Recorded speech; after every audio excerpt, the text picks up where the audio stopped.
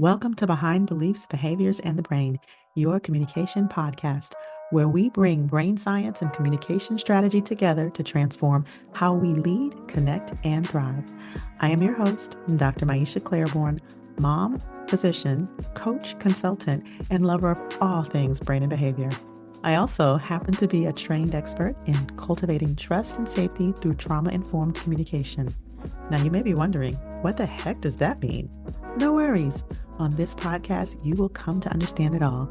Together each Monday, we will explore and uncover what drives our beliefs, shapes our behaviors, and influences our communication, from individual relationships to organizational culture.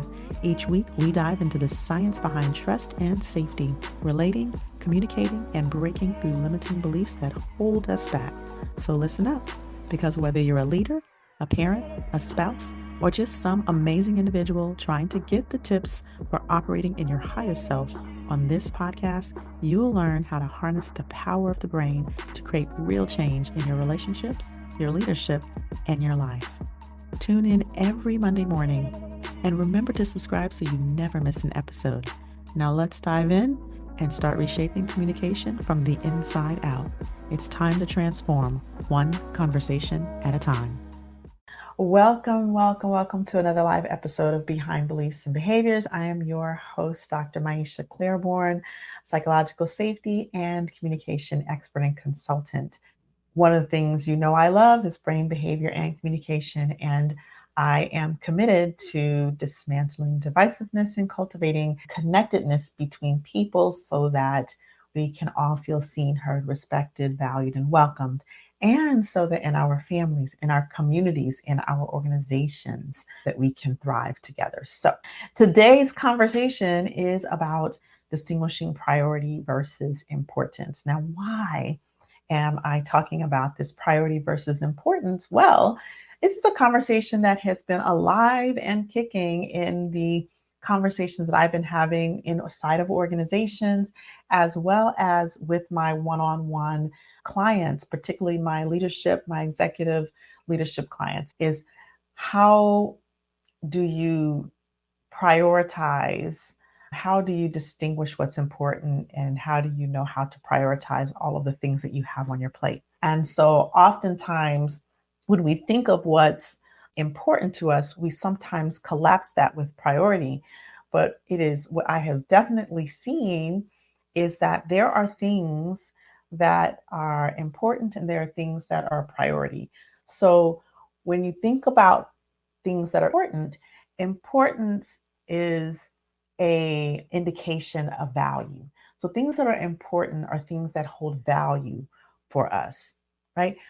But the things that are prioritized tend to be the things that hold urgency with us.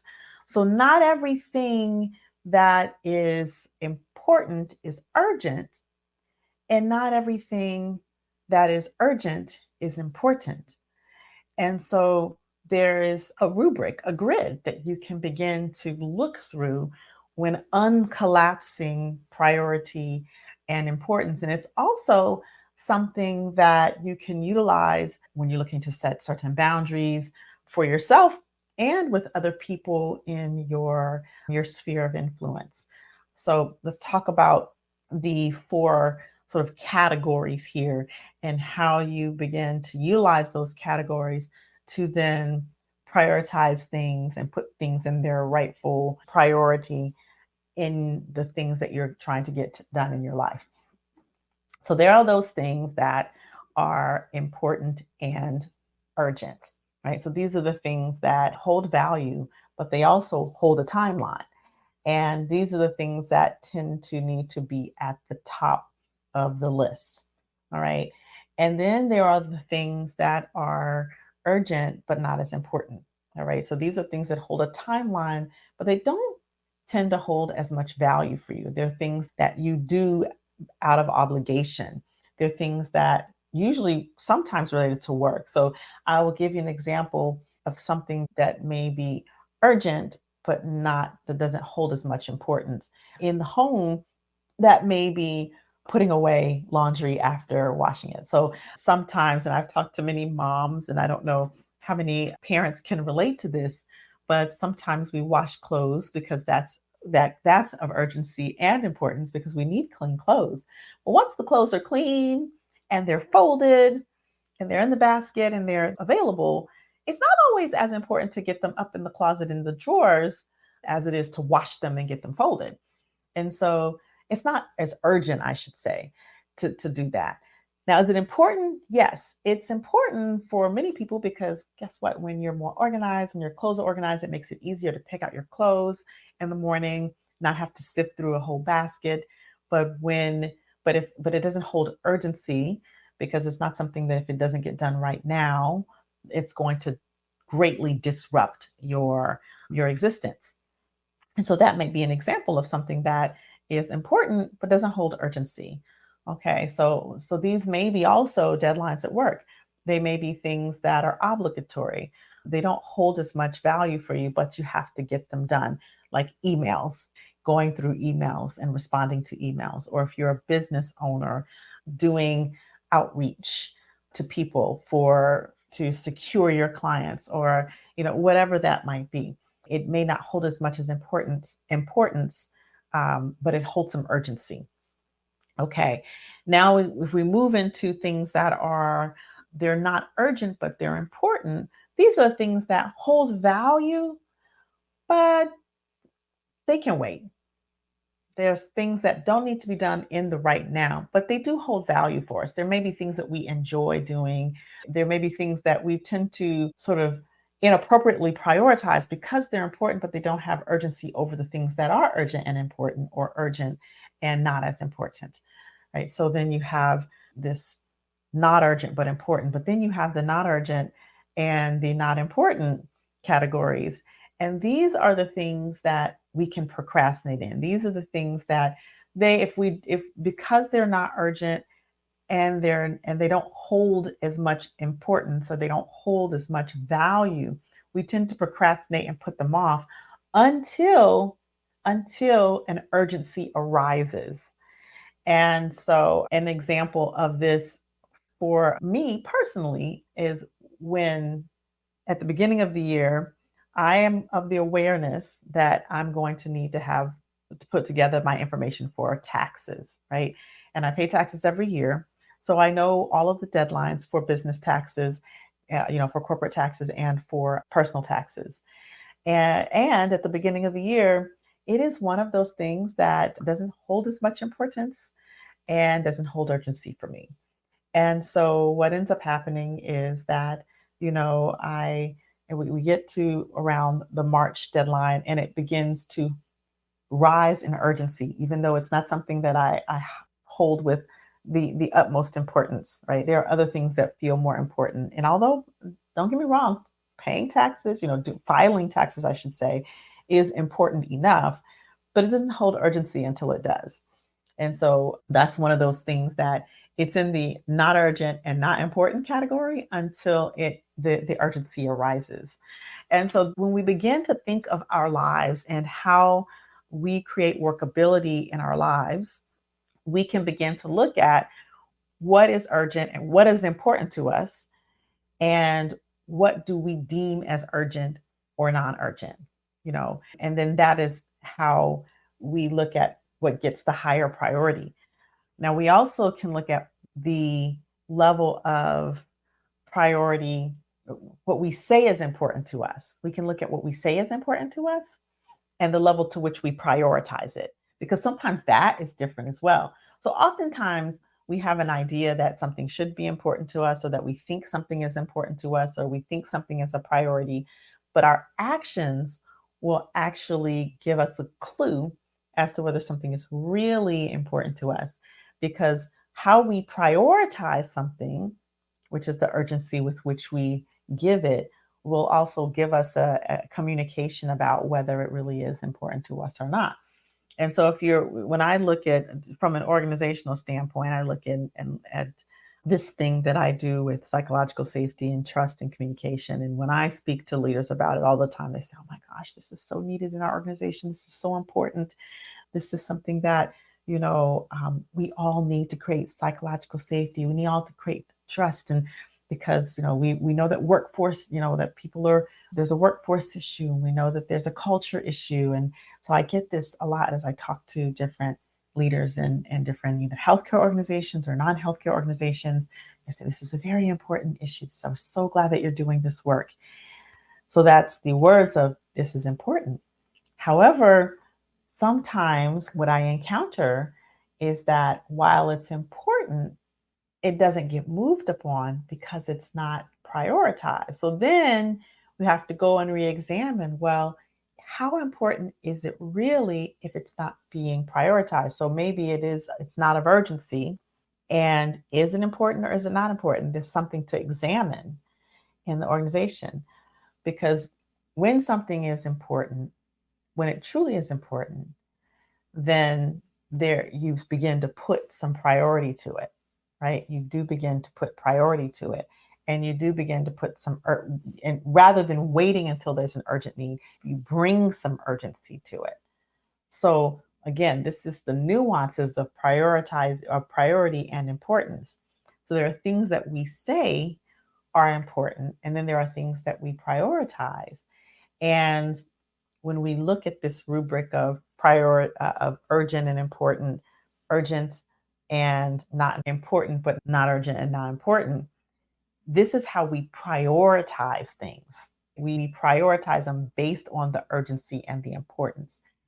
And so when organizations say to me, this is important, it may be important, but it may not be urgent to them.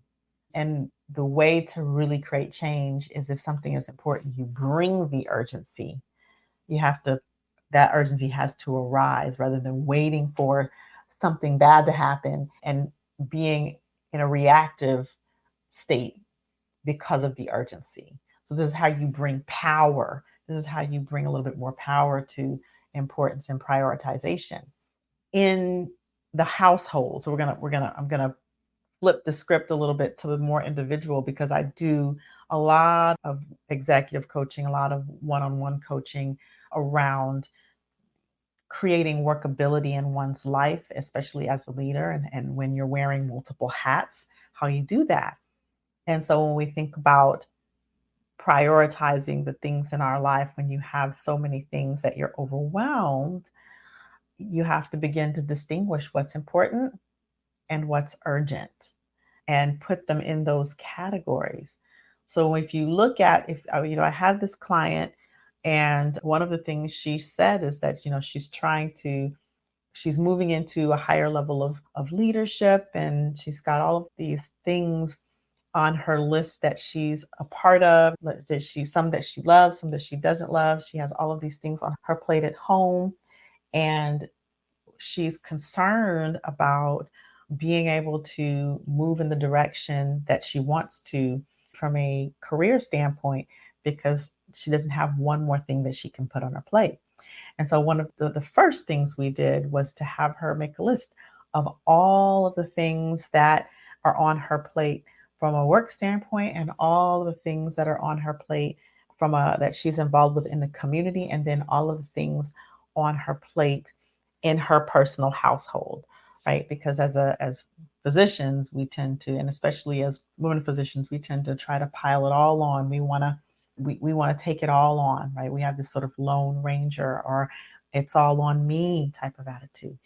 And so we started with the work schedule, or the work, and we looked at what are the things that you're involved with at work that are urgent and important, that are non-urgent and non-important, that are non-urgent and important, that are urgent and not important, and not urgent and not important. So what are the things that I had her categorize, these things that she had to do on her list. And then there's another set of categories we looked at: fulfilling and important, not fulfilling, but important, not fulfilling, important, but not fulfilling, fulfilling, but not important, not fulfilling, not important. So we used a similar rubric to categorize some of the things in her that she's a part of that are extracurricular, that she's not necessarily getting paid to do, boards that she's sitting on, committees that she's sitting on.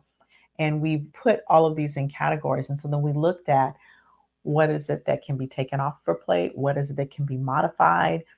what is it that needs to be prioritized. And in that way, we can begin to create workability in her life as she moves towards her leadership and her career goals. So that's like a real life example of a person that of a leader that I'm coaching right now, in which we're making progress because she's recognizing the things that are not so important. She's recognizing the things that are not so fulfilling, and we're beginning to siphon some of those things off the plate. Conversely, we're reigniting her interest in the things that perhaps were feeling overwhelming, but now that she's pulling things off of the plate that are not as important and not urgent, she can actually focus on and see the value of the things that she maybe previously thought wasn't important, and bring some urgency and bring some importance to that and bring some attention to that. So that's the way it shows up in the individual. So this is again, this is sort of a rubric you can use to begin to look at, number one, what are you saying is important that you're not congruently prioritizing? Right. So that's one thing. What are you saying that's important that you're not congruently prioritizing? And then reassessing, is it really important? And if it is, how can you bring some urgency to that in sort of a preventive manner? What are some things that you are deeming urgent and important that maybe are not as urgent and important as you thought? Maybe the timeline of it could be stretched out, right? Where is there a sense of urgency that is happening purely and that has become important purely because of procrastination, purely because of reactive, like that are purely reactive urgency, rather than bringing a level of urgency like from an empowering context, like, okay, this is important, and so we're going to prioritize this with urgency.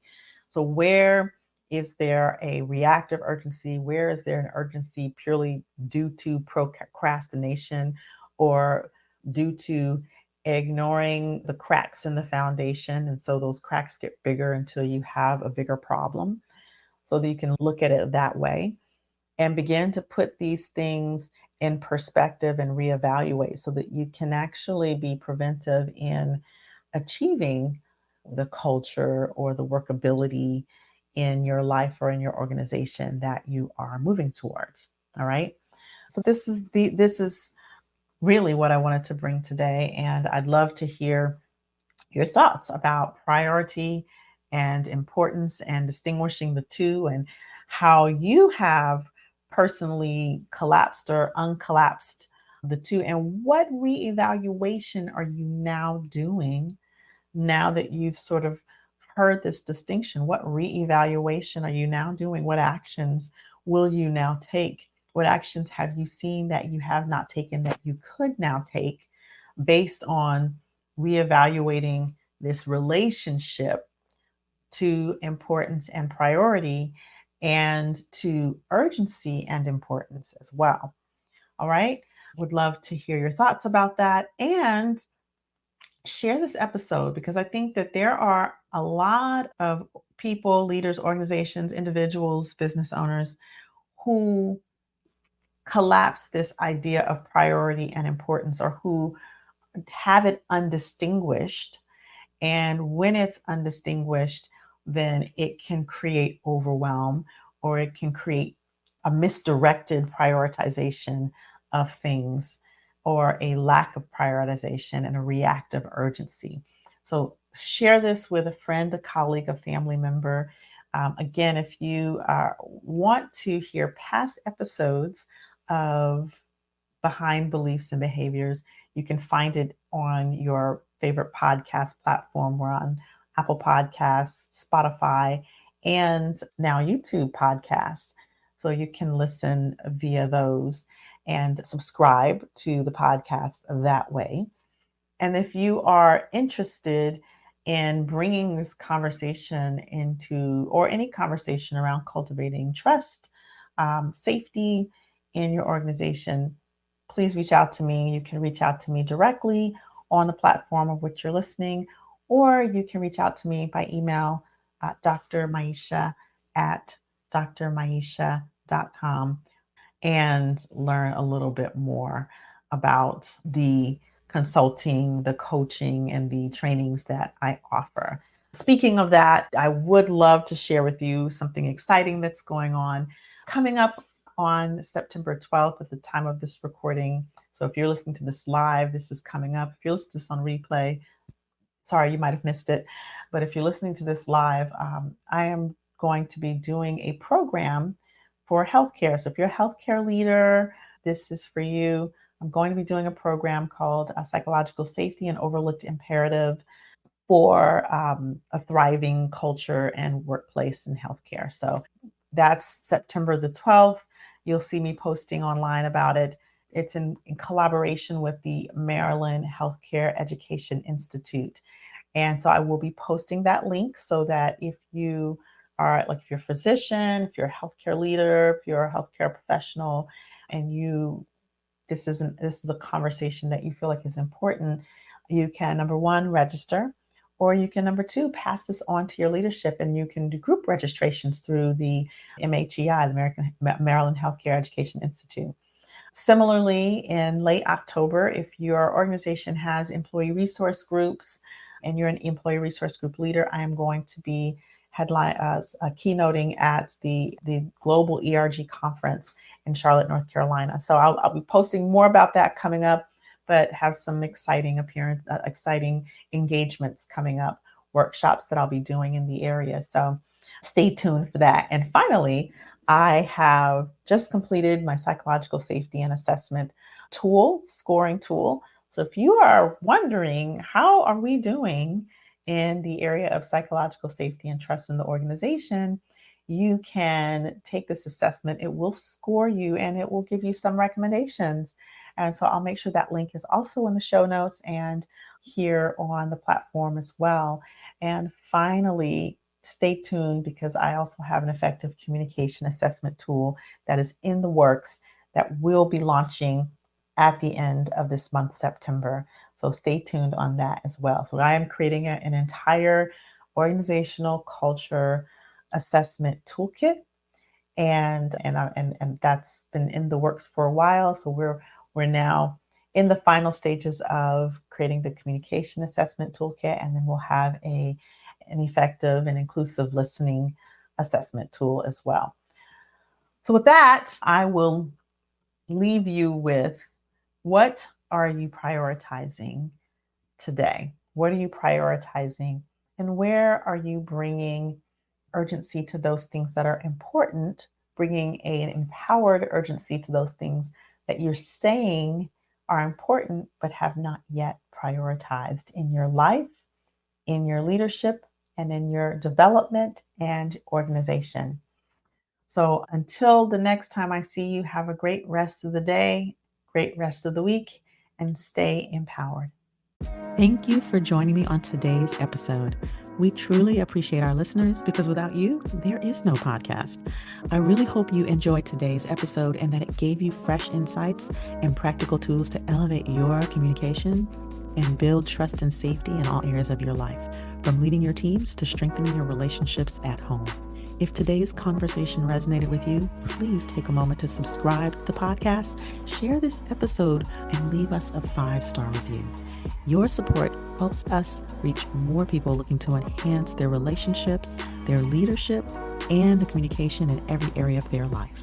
If you are ready to take your communication to the next level, I encourage you to check out our Communication That Transforms online course. This course dives deep into creating psychological safety, mastering trauma-informed communication that allows you to build behavioral flexibility and tackle any circumstance in your life. You'll learn practical strategies for handling difficult conversations, navigating conflict, and cultivating trust in a way that truly resonates with the people around you and leaves them feeling seen, heard, respected, valued, and welcome. This course is designed to help you transform not only how you lead, but how you show up in all your relationships, whether in the boardroom with your teams or at home with your family. Check out the course at mindremappingacademy.com/TICC to learn more, see the full course catalog, and register. This link will also be in the show notes. That's www.mindremappingacademy.com/TICC. Finally, if these topics resonate with you and you want to bring them to your department, your team, or your organization, I'd love to speak with you. Reach out to me and invite me in for a workshop or a conference tailored to elevate your organization's trust, collaboration, communication, safety, and belonging. You can learn more and reach out to me by visiting mindremappingacademy.com/corporate-programs. Remember, change happens one intentional conversation at a time. With one small shift in how we connect, listen, and lead. Keep listening with intention and communicating with clarity. And until the next episode, stay empowered.